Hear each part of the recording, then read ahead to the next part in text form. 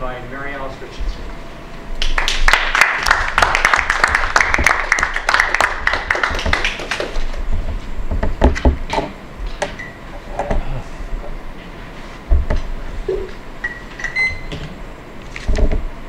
Christine's speech was just fascinating and done very, very well. She did it from the Pathways manual, and it is the icebreaker in the Pathways manual.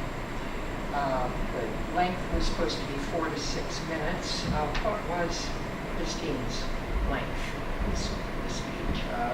Christine ran 7 minutes and 30 seconds. Ah, okay, so that was over. Christine excelled at all the goals of the speech. Her clarity was excellent. There were just a few words that I didn't quite get. Like Galapagos Islands, I had to think a minute, and then I realized what that was. She was very expressive and very natural. Her enthusiasm showed. Her humor was sly and very good. She had good organization. Her beginning and especially her ending were very good. It was a dramatic ending with the Confucius quote. She has a sparkling personality, and that shone right through. I thought that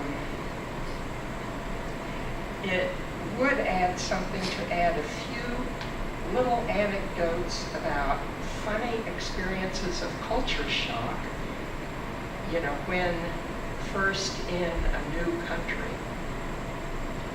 Because I think there always is culture shock if you're going to live in a different country.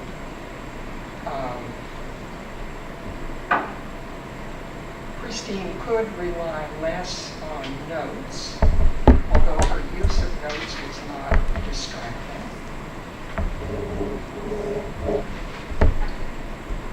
All in all, I would say the content was fascinating, and I was amazed at what an adventurous life this was.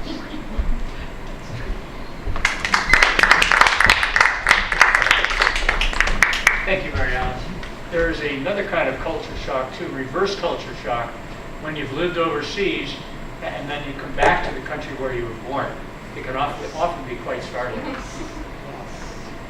Our evaluation for Robert will be done by Bill Singer.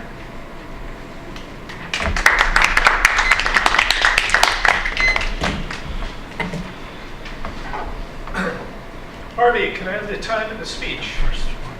Yes, let's see. Robert ran 6 minutes and 8 seconds. All right, perfect. And his target was from 6 to 8. Perfect. Right in the wheelhouse. I thought it was an excellent speech, and I think there are two aspects of your speech. There's the speech itself, which you're giving to your fellow Toastmasters and looking for feedback. And the second part of the speech is that it's a mock book signing. So how to sort of translate that mock book signing into a Toastmaster speech.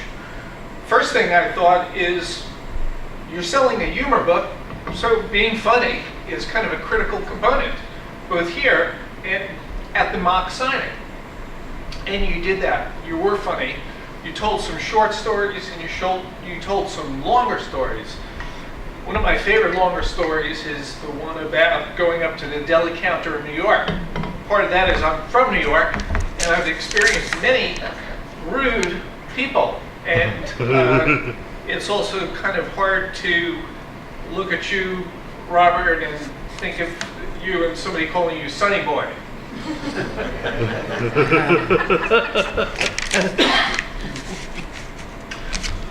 One thing I think might have been an interesting thing to do here in this venue for the mock book signing is to pull up a table and to pretend that you're sitting at the table and signing books. I think it would have been a pretty interesting way to create that mock book signing experience.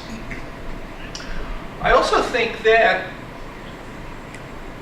the short stories and the short quips are going to be more important at the book signing, because you're not going to have a whole lot of time.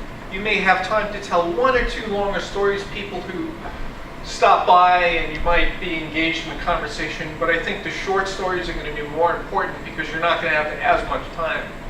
But being funny is going to be the way to sell your books. I thought the last story that you told, or one of the last things you told, was really interesting, was how light the book was. And not only light in weight, but it's light reading, and it's fun. And I thought that was a really great way to be able to get people to buy the book. Great presentation, great speech. Good luck at the book signing. It ain't no long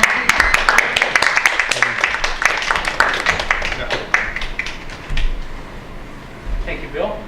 We have our grammarian report.